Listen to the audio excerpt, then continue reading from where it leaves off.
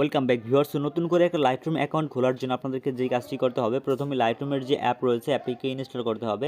অ্যাপটিকে install করার জন্য চলে আসতে হবে গুগল যে প্লে স্টোর অ্যাপ রয়েছে এই অ্যাপের ভিতরে।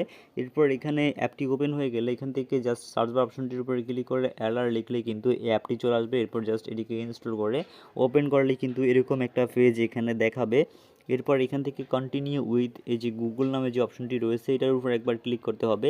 এটার উপরে যখন ক্লিক করা হবে তখন কিন্তু পরবর্তী অন্য একটি ইন্টারফেসে নিয়ে যাবে।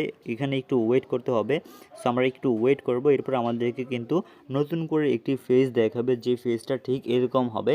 এরপর আমরা এখানে দেখতে পাচ্ছি যে একটি অপশন দেখাচ্ছে আমাদের যে জিমেল অ্যাকাউন্ট রয়েছে, আমাদের যে জিমেল রয়েছে সেই জিমেলটি এখানে দেখাবে। সহজে খোলার জন্য আমরা জিমেল অ্যাকাউন্টটিকে ব্যবহার করব। সো জাস্ট আমাদের জিমেলটি রয়েছে এটার উপরে ক্লিক করে দিব।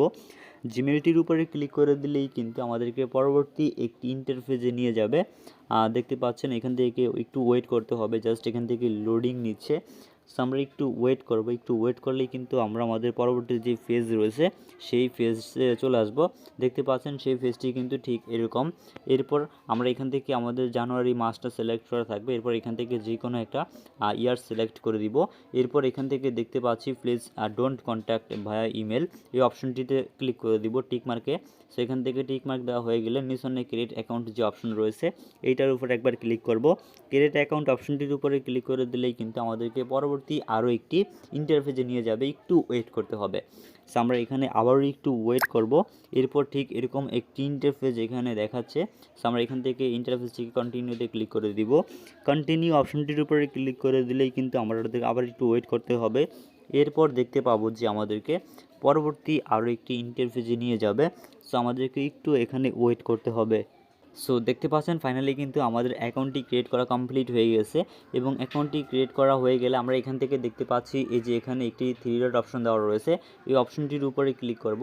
এই অপশনটির উপরে ক্লিক করলেই দেখতে পাচ্ছি আমাদের যে অ্যাকাউন্টটি রয়েছে সেই অ্যাকাউন্টটি কিন্তু ক্রিয়েট করা কমপ্লিট। এখন কিন্তু আমরা চাইলে যে কোনো কাজ এই অ্যাকাউন্টটির মাধ্যমে করতে পারবো।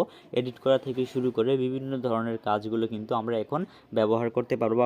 সো দেখতে পেলেন কিন্তু সহজে আমরা LR এর যে অ্যাকাউন্ট রয়েছে সেটি কিন্তু খুলে নিলাম। আশা করছি আপনারা অনেকেই বুঝতে পেরেছেন যে কীভাবে এই LR অ্যাকাউন্টটিকে খুলতে হয়।